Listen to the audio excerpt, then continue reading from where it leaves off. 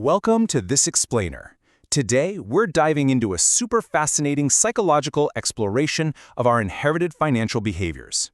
We're going to take a really close look at those invisible scripts that silently guide our lives, our careers, and of course, our wallets. So, have you ever stopped for a second and asked yourself a pretty frightening question?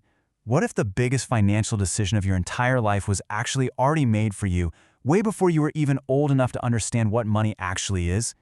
Think about it. What if the path you're following right now isn't really a choice, but a script you inherited from your parents, your school, your society, and literally everyone around you? Now, I know that question makes a lot of people squirm, right? Because we all love to believe we're completely independent thinkers. But let's unpack that as we move into Section 1, the invisible financial script.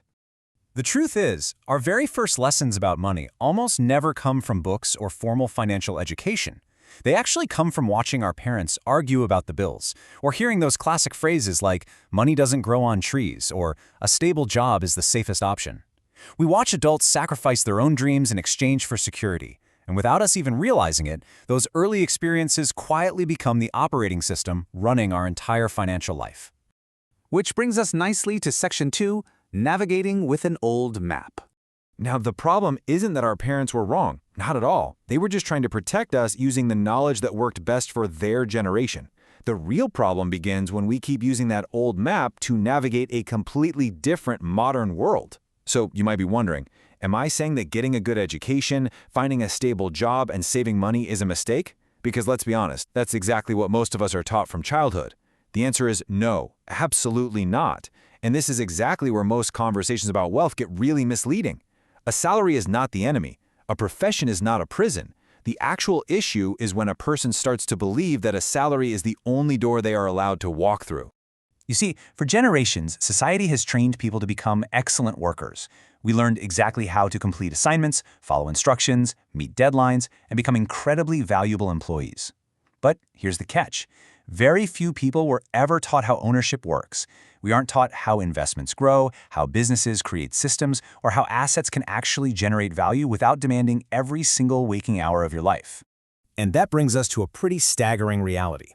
So many people will spend 40 entire years becoming better at earning money, but they'll never spend 40 days understanding how money behaves. They learn how to work for money, but never how to make that money work for them. Let's explore how this plays out in Section 3, The Trap of Success. Have you ever wondered why incredibly intelligent people with amazing careers still struggle financially? How can someone who is a doctor, an engineer, or a highly skilled professional still feel completely trapped?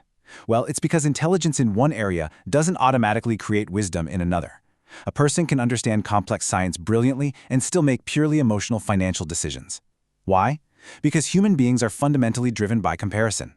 It's a very common cycle. A bigger salary almost always creates a bigger lifestyle. Suddenly, a better car becomes necessary just because everyone around them is upgraded.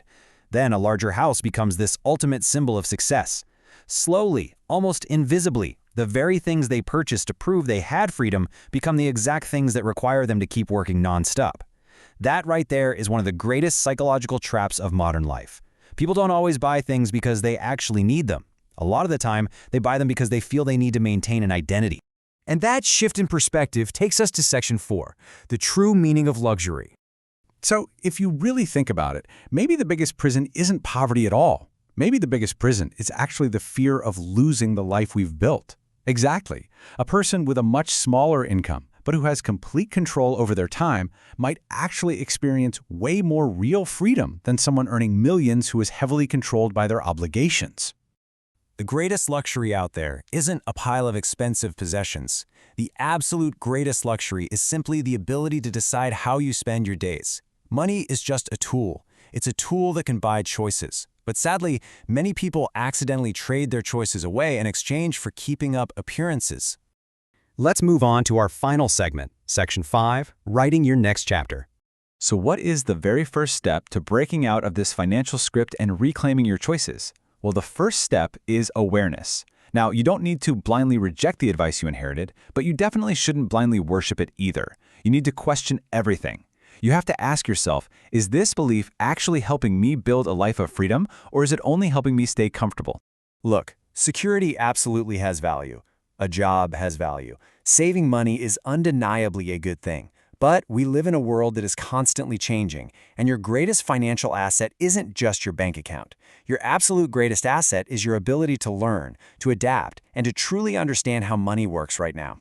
Because honestly, the saddest thing in the world isn't spending your life working. The truly saddest thing is reaching the very end of your life and realizing you never once asked whether the road you followed was actually your own. The financial script you inherited was written by people who deeply loved you, but the next chapter of that script, that has to be written entirely by you. I want to leave you with this final provocative thought to carry with you today. Take a really hard look at your financial habits, look closely at the script you've been running on autopilot, and ask yourself this vital question one last time. Is this belief helping me build a life of freedom, or is it only helping me stay comfortable? Thank you so much for joining me for this explainer. I think it's time to start writing your own script.